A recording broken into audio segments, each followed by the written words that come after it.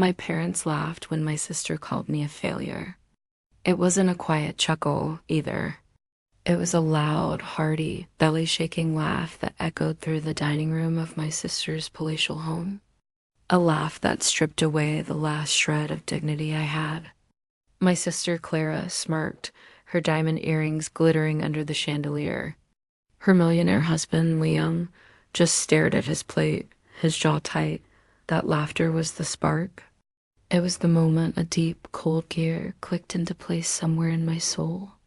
They thought my failure was a joke. They had no idea that my failure was about to become their curse. They couldn't possibly comprehend the price of that laugh, a price that would be paid not in money, but in sanity and sorrow.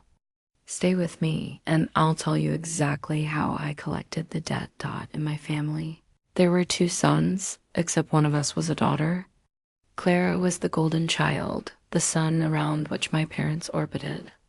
I was the shadow she cast, a quiet, unremarkable moon.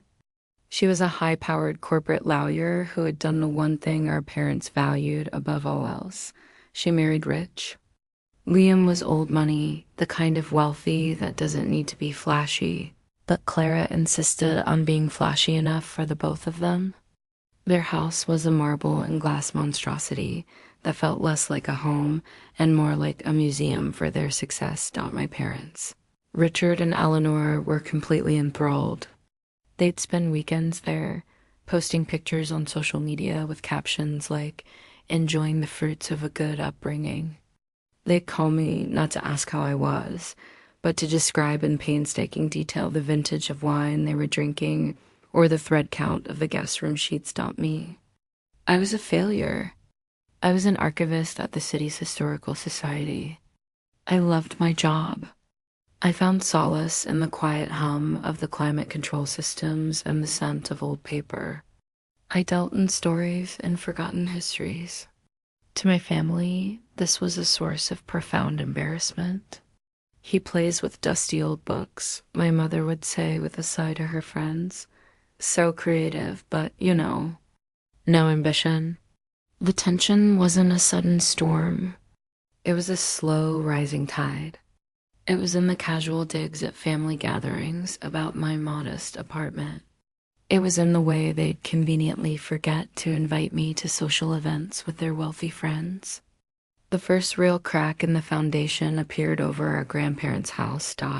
It was a small, charming tutor in a quiet part of town, the only place I had ever felt truly at peace. My grandfather, a stern but fair man, had always told me, "This house has roots, Alex. It remembers." After he and Grandma passed, the house was left to me and Clara to be split 50-50. I wanted to keep it, to preserve that feeling of home. Clara wanted to liquidate it. "It's a gold mine, Alex." She'd argued over the phone, her voice sharp and impatient. "The property value in that area is skyrocketing. We could each walk away with a small fortune." "It's not about the money, Clara. It's Grandma and Grandpa's home." "Don't be so sentimental," she'd scoffed. "Sentiment doesn't pay the bills." Or have you forgotten? My parents, of course, took her side. "She's right, Alex," my father said, his voice laced with that familiar tone of disappointment. "Clara and Liam have a certain lifestyle to maintain. They have appearances. You could use the money, maybe get a more respectable car." They wear me down. Day after day, a constant barrage of calls and texts about responsibility, about not holding my sister back, about my own financial inadequacy. They painted me as selfish, as a leech dragging the family down with my pathetic, dusty dreams. The weight of their collective disapproval was a physical thing, a pressure in my chest that made it hard to breathe. Eventually, I caved. They didn't just want me to agree to the sale. They wanted me to be erased from it. Claire's lawyer drew up the papers. They sat me down in Liam's home office, a room paneled in dark wood that seemed to suck all the light out of the world. "It's just a formality," Clara said, pushing a pen into my hand. "It'll be faster if the deed is solely in my name before the sale." It simplifies the escrow process. My father nodded eagerly. Makes sense. Clean and simple. I was so beaten down, so tired of fighting, that I didn't even read the fine print. I just saw the line for my signature, a place for my failure to be officially notarized. I signed away my birthright, my only connection to a past where I felt I belonged. I put my trust in my family one last time. It was a fatal mistake. 2 months later, I got a call from my mother. She was giddy. You'll never guess what, Alex. Clara sold the house, and she got almost double what we expected. She's taking us all out to celebrate tonight at the Pinnacle. Do try to look presentable. That night, I felt a knot of dread in my stomach as I walked into the ridiculously expensive restaurant. The Pinnacle was on the 50th floor, with panoramic views of a city I no longer felt a part of. My family was already there, sipping champagne. Clara, draped in a silk dress that probably cost more than my car, raised her glass as I sat down. A toast, she announced, not waiting for me to get a drink. To new beginnings, and to cutting loose dead weight to soar higher. My father and mother laughed and clinked their glasses against hers, and she continued, her eyes locking onto mine, a cruel, triumphant glint in them, to my new summer car. The down payment came from a very generous family gift. She slid her phone across the table. It was a picture of a gleaming cherry red convertible. The price tag I'd seen online for that model was easily 6 figures. My half of the house, the air left my lungs. My half, you said? Clara snatched her phone back. Oh, Alex, don't be so dramatic. Think of it as an investment in the family's image. When I look good, we all look good. You stole my inheritance, I whispered, my voice trembling, and that's when she said it. The words that would change everything. Stole. Don't be ridiculous. You wouldn't have known what to do with it. You're a failure, Alex. You stand for nothing. You build nothing. You are nothing. Then came the laughter. My mother covering her mouth in a pathetic attempt to hide her glee. My father shaking his head as if I were a hopelessly lost cause. A loud, echoing, soul-crushing laugh. The room fell silent. Then a voice, low and cold, cut through the haze. That's enough, Clara. It was Liam. He hadn't touched his champagne. His face was like stone. You want to talk about failure? Alex has more integrity and character than anyone at this table. He works a job he loves. He's honest and he's kind. You wouldn't know the first thing about any of that. My mother sputtered.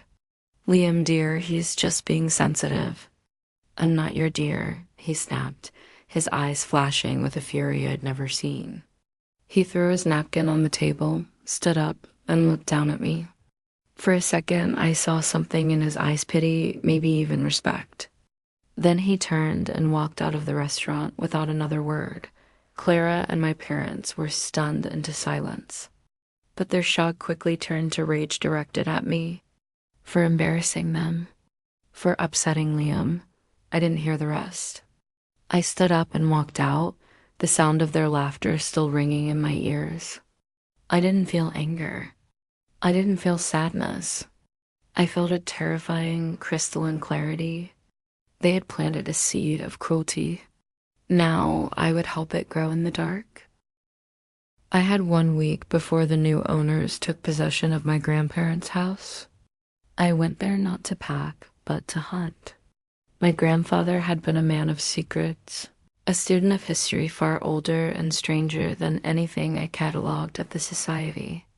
He used to tell me, every family has a ledger, Alex, and all debts must be paid. I found it in his old study, behind a loose brick in the fireplace. It wasn't a safe or a box of bonds. It was a small, iron-bound chest, cold to the touch. Inside, nestled on faded velvet, was a leather-bound journal and a single, heavy obsidian coin, polished to a mirror finish. The journal was filled with my grandfather's elegant, spidery script. and it told a story that made the hair on my arms stand up. Our family's initial fortune, generations ago, hadn't come from hard work or clever investments. It came from a pact, a deal made by my great-grandfather with an entity he called the Collector. It wasn't a demon in the traditional sense. It was a broker of fortune, a patron of ambition. It would grant a family line unparalleled luck, but it required a payment. Not of souls, but of substance. The Collector fed on the very essence of success. It would grant you a river of gold, but it would slowly, imperceptibly drain the color from your world. Health, happiness, love, all would eventually become brittle, hollow things. My grandfather, horrified by what he'd learned, had spent his life trying to find a way to break the pact. He never succeeded, but he did discover how to redirect it, how to declare a debt paid and point the Collector to a new, more deserving account. The ritual was complex, a slow and patient act of metaphysical revenge. It required three things: an artifact from the source of the fortune, the obsidian coin, a sacrifice of personal connection, a photograph of my family, smiling from a time before the rat set in, and the spoils of the family's greed items bought with the stolen money. The laughter was my fuel. The memory of my mother's condescending smile, my father's dismissive wave, Clara's venomous words, they were the energy that drove me. My first target was small. Using a picture Clara had posted online, I focused on her new convertible. In the journal, my grandfather described a small ritual of sympathetic decay. I sat in my quiet apartment, holding the cold obsidian coin, and focused all my intent, all my pain, on that cherry red symbol of their theft. The next day, Clara posted a hysterical story on Instagram. A freak hailstorm, localized to the single block where her car was parked, had battered it mercilessly. It looked like it had been beaten with hammers. Next were my parents. They had taken a luxury cruise with their share of the money. I found their itinerary online. On the second night of their voyage, I performed the next step of the ritual, burning a piece of the family photograph while chanting a phrase from the journal, a phrase that felt like swallowing dust and ice. They both came down with a bizarre, undiagnosed illness that confined them to their cabin for the rest of the trip. Racked with fevers and paranoid delusions of being watched, Liam's business, the true source of their gilded life, was the main prize. His company was built on a series of aggressive, high-risk investments that had always miraculously paid off. That was the Collector's luck at work. I began the most complex part of the ritual, which involved visiting places significant to his company's founding and leaving nearly invisible marks etched in symbols from the journal. Things started to go wrong for him. A surefire merger fell through at the last second. A key algorithm in his trading software developed a ghost-like glitch no one could fix. A trusted business partner was caught embezzling funds. It was death by 1,000 cuts. Liam, a genuinely smart man, was baffled. He was hemorrhaging money, but it all looked like a string of cosmic bad luck. Clara, unable to cope with the slightest dip in her lifestyle, became a nightmare, accusing him, his staff, anyone but herself. Their perfect marriage began to fracture under the strain. I watched it all from a distance, the quiet archivist in his dusty world, pulling the strings of their ruin. But with each small victory, a coldness grew inside me. I had stopped feeling satisfaction. Now I only felt a grim, hollow sense of purpose.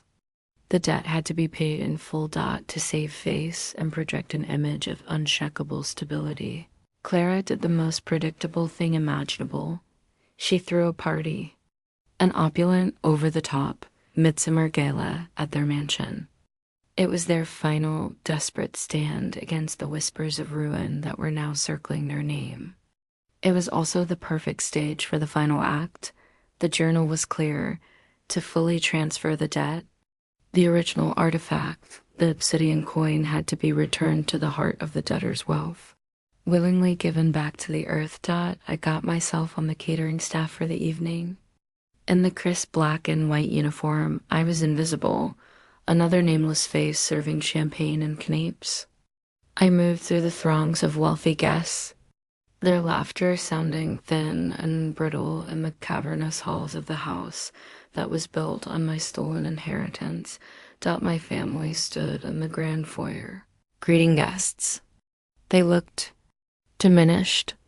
My parents' faces were pale and drawn, their smiles tight and unnatural. Clara was a taut bundle of nerves beneath her designer gown, her eyes darting around as if expecting an attack. Liam just looked tired, a man watching his world crumble around him.